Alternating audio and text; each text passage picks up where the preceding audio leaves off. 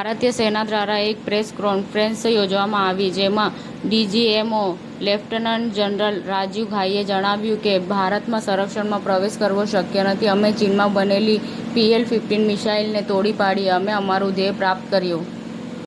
Operation સિંદૂર દરમિયાન ગુજરાતમાં social media પર રાષ્ટ્રવિરોધી પોસ્ટર કરનાર 14 લોકો સામે FIR દાખલ કરવામાં આવી. ગાંધીનગર જિલ્લા કલેક્ટર શ્રી મેહુલ કે. દવેની અધ્યક્ષતામાં પ્રી મોન્સૂન એક્ટિવિટી 2025ની સમીક્ષા બેઠક યોજાઈ હતી. Air marshal A.K. ભારતીને પૂછવામાં આવ્યું કે કિરાના હિલ્સમાં પાકિસ્તાનનું પરમાણુ સ્ટોરેજ છે. અમને જણાવવા બદલ આભાર. મહારાષ્ટ્ર સરકારે રાજકોટ કિલ્લા પાસે છત્રપતિ શિવાજી મહારાજની 91 ફૂટ ઊંચી પ્રતિમાનું અનાવરણ કર્યું. ભિલોડા તાલુકામાં આવેલી પિતાએ ઘંટીમાં લોટ દળીને દીકરીને ભણાવી દીકરીએ ધોરણ 10માં 91% મેળવી માતા પિતાનું નામ રોશન કર્યું.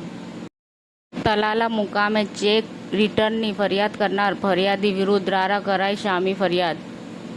અરવલ્લીના જિલ્લા સેવા સદન ખાતે જિલ્લા વહીવટી તંત્ર દ્વારા બ્લડ ડોનેશન કેમ્પનું સફળ આયોજન કરવામાં આવ્યું હતું. ભાવનગર જતા હાઈવે પર 2 ગમખ્વાર અકસ્માત, કુલ 5ના મોત, 7 ઘાયલ. કોડીનારના નામાંકિત મુસ્લિમ અગ્રણી યુસુફભાઈ જેઠવા અને તેમનો પૂરો પરિવાર હજ યાત્રાના સફરે નીકળ્યા.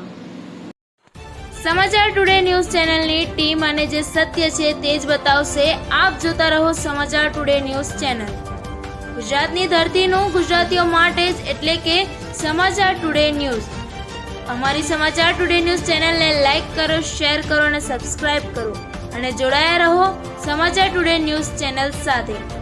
મળશે દરરોજ ઇનામ જીતવાની તક. અમારા સભ્ય બનો, જોડાઓ અમારી સાથે.